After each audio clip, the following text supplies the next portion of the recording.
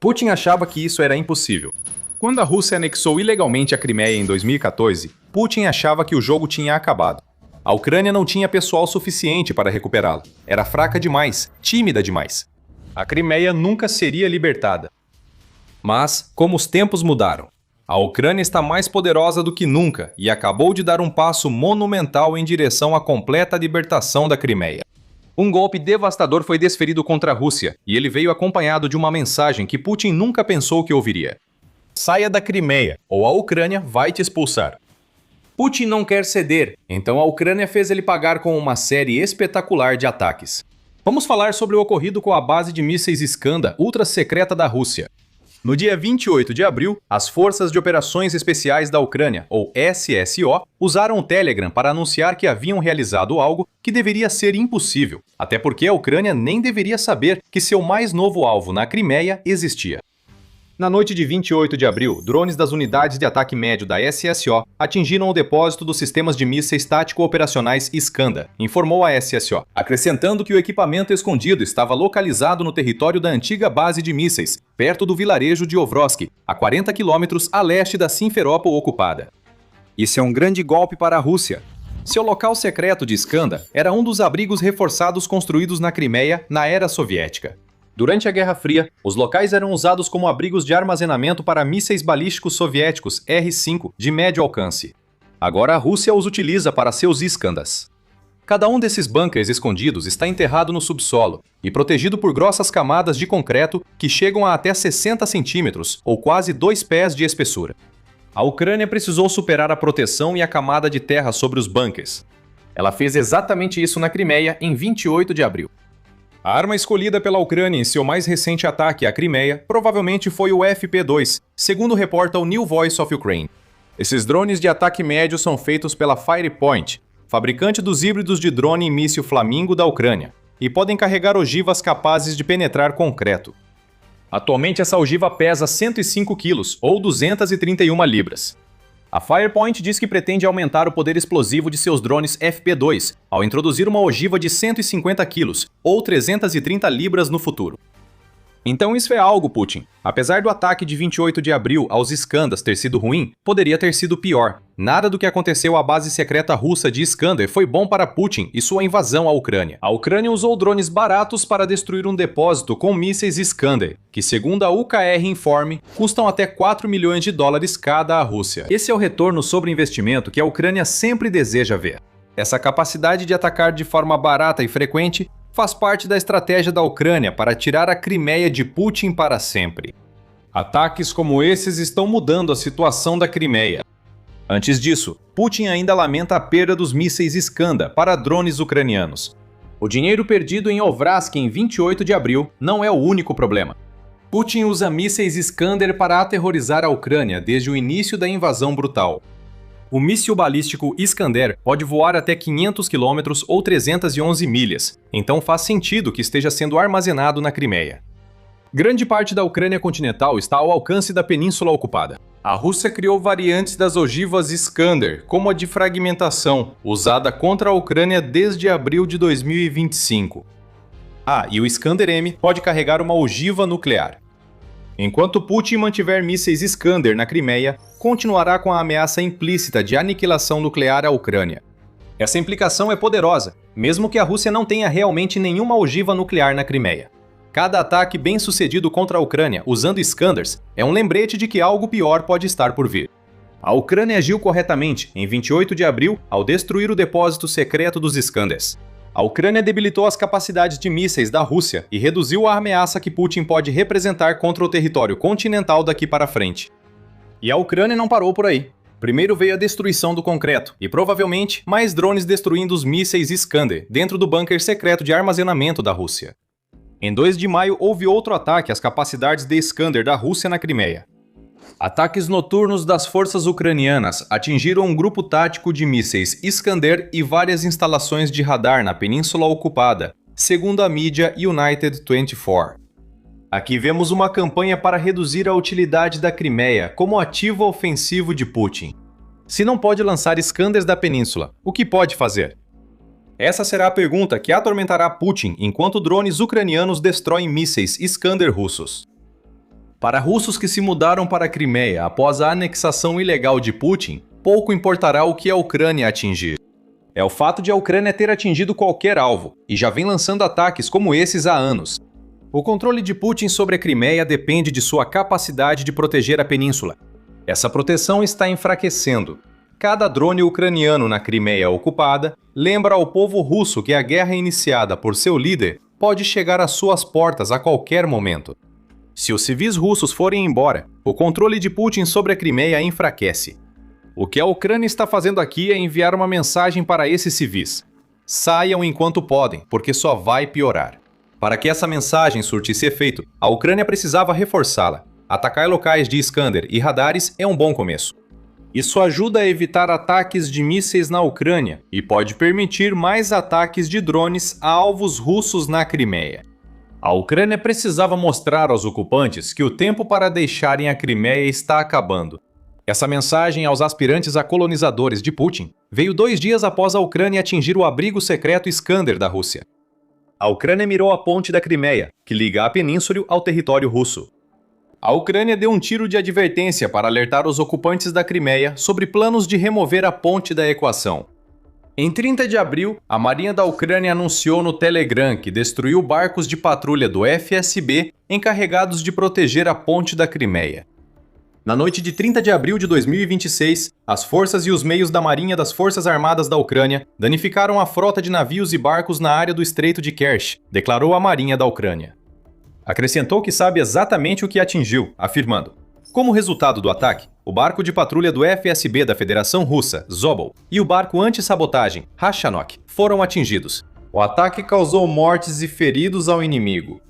Claro, barcos não são a ponte, mas esse não é o ponto. A Ucrânia agiu em 2 frentes aqui. Primeiro, enviou o aviso citado para qualquer pessoa na Crimeia ocupada disposta ou apta a ouvir. Barcos que deveriam proteger a ponte da Crimeia estão sendo destruídos. Se isso é possível, imagine o que a Ucrânia pode fazer à própria ponte. A Ucrânia já tem histórico com a ponte. Essa ligação vital com o território russo já foi atingida várias vezes antes, mais recentemente em junho de 2025, quando a Ucrânia usou mais de 1.000 quilos, ou cerca de 2.200 libras de TNT, para minar alguns dos pilares que sustentam a ponte da Crimeia. Esse ataque pode levar a novas investidas contra a ponte. Isso nos leva ao segundo ponto do ataque da Ucrânia. Isso está preparando o terreno. Hoje, barcos de patrulha russos são destruídos. Amanhã, a ponte será o alvo. A Ucrânia está criando passagens marítimas seguras, que pode usar para enviar seus drones marítimos e outras armas até a ponte da Crimeia. Não é coincidência esses ataques ocorrerem enquanto a Ucrânia lança drones novos e aprimorados na guerra contra a Rússia. Talvez o mais famoso desses drones marítimos seja o Sea Baby, e esse drone recebeu melhorias em outubro de 2025, que aumentaram sua capacidade de carga para 2.000 quilos ou mais de 4.400 libras. Isso é o dobro da quantidade de TNT que a Ucrânia usou para danificar os pilares da ponte da Crimeia no verão de 2025, e é a última coisa que a Rússia quer ver se aproximando de sua ponte vital em 2026. Isso deve ocorrer agora que os barcos de patrulha foram neutralizados. Mas há algo maior em jogo. O que podem parecer 2 ataques isolados, embora impressionantes, na Crimeia, na verdade tem um propósito maior. Tudo isso é sobre tirar a Rússia da península ocupada de uma forma que ninguém esperava, e isso muda tudo. Mas antes de chegarmos a isso, você está assistindo ao The Military Show. Fazemos nossos vídeos para explicar o que costuma passar despercebido na guerra. Inscreva-se hoje para garantir que você nunca perca nenhuma das nossas análises. A Ucrânia não vai retomar a Crimeia da forma tradicional. Enviar milhares de soldados para invadir a península não é opção. A Ucrânia precisa de toda a mão de obra possível para se defender dos ataques russos, especialmente em Donetsk, onde a ofensiva de primavera da Rússia deve durar boa parte do ano. Ataque terrestre à Crimeia exigiria convocar reservas que devem ficar prontas para o leste da Ucrânia. Logisticamente, um ataque terrestre contra a Crimeia também é muito difícil. Putin acumulou tropas na península por anos e ainda manteria a maioria dos 32.500 soldados posicionados até 2020 para defender contra um ataque terrestre. Mesmo sem precisar se defender, atacar a Crimeia ocupada seria um grande desafio para a Ucrânia. A Ucrânia tem opções muito limitadas quando se trata de levar suas tropas para dentro da península. Um ataque anfíbio ainda é possível, apesar da destruição de muitos ativos da frota do Mar Negro da Rússia pela Ucrânia na guerra. Isso foi conseguido com mísseis e drones. A Ucrânia não possui capacidade naval para levar milhares de soldados pelo Mar Negro até a Crimeia, e uma tentativa desse tipo causaria muitas baixas, pois a Rússia atacaria as tropas ao chegarem. Atravessar para a Crimeia por Sivash, região de lagoas rasas transitáveis na maré baixa, seria a opção melhor, mas ainda muito perigosa. Sivash pode virar alvo de artilharia e mísseis russos, assim como a faixa de terra de 3 milhas ligando a Crimeia a Kherson. O Istmo de Perikop, como é chamado, não é largo o bastante para a Ucrânia mover tropas à Crimeia sem grandes perdas pelas defesas russas. Assim, a Ucrânia não pode libertar a Crimeia por meios militares tradicionais. Mas isso não precisa ser assim. Como dissemos, o controle de Putin sobre a Crimeia depende de proteger a península para os russos que se mudaram após a anexação ilegal. É um acordo simples. Esses cidadãos russificam a Crimeia para Putin, que garante que a região não seja bombardeada diariamente por drones e mísseis ucranianos. Aqui está a chance da Ucrânia libertar a Crimeia. Uma abordagem nada tradicional para a península está em curso. A estratégia da Ucrânia para a Crimeia é enfraquecer o controle de Putin, destruindo continuamente ativos militares que deveriam garantir que os russos possam viver em segurança na Crimeia. A ofensiva marítima da Ucrânia contra a frota do Mar Negro da Rússia foi a etapa inicial desse plano. Nos 2 primeiros anos da guerra, a Ucrânia eliminou sistematicamente navios de guerra russos dessa frota. Ainda faz isso. Na noite de 18 de abril, a Ucrânia atingiu 2 navios russos de desembarque na Crimeia ocupada. A estratégia inicial contra a frota do Mar Negro destruiu ou incapacitou 1/3 dela, levando Putin a retirar os navios de guerra russos do quartel-general em Sebastopol. Uma brecha surgiu na armadura russa na Crimeia. Na verdade, foi mais que uma brecha. A força naval que deveria proteger a Crimeia foi recuada para Novorossiysk, tornando-se muito menos eficaz para a Rússia. Com o Mar Negro tão limpo assim, a Ucrânia pôde se concentrar na segunda parte de sua estratégia, que tem sido a degradação contínua e consistente dos ativos militares na própria Crimeia. A Ucrânia enfraqueceu a Crimeia no sentido de que ela já não consegue mais desempenhar o tipo de papel logístico que Putin achava que desempenharia quando lançou sua invasão. As cadeias de suprimentos foram cortadas, tanto para dentro quanto para fora da Crimeia, o que deixou a península cada vez mais isolada do apoio externo. Ao mesmo tempo, a Ucrânia tem se tornado cada vez mais ousada com seus ataques à própria Crimeia. Os exemplos discutidos são apenas alguns de muitos ataques contra defesas aéreas russas e tropas reunidas. Na verdade, os ataques contra as defesas aéreas foram tão intensos que provavelmente foram eles que abriram os corredores aéreos de que a Ucrânia precisava para que seus drones chegassem a lugares como bases secretas de Iskander. Hoje em dia, quase toda semana ouvimos sobre novos ataques ucranianos às defesas aéreas da Crimeia. Em 29 de abril, drones ucranianos atacaram uma estação de radar Senhor 10, um sistema de defesa aérea, e atingiram um depósito de petróleo na Crimeia, durante uma noite de ataques. E isso se repete várias vezes. A cada ataque, a Ucrânia envia aos ocupantes russos na Crimeia a mensagem de que não estão seguros e que Putin não pode protegê-los. Mesmo quando o líder da Rússia envia mais defesas para a Crimeia para repor as perdas, a Ucrânia as destrói, e aproveita que Putin enfraquece a Rússia em outras áreas, ao tentar manter o controle sobre a península. A Ucrânia não vai enviar tropas para a Crimeia. Ela não precisa disso. Com drones aéreos e marítimos e mísseis, a Ucrânia submete a península ocupada à força sem precisar entrar nela.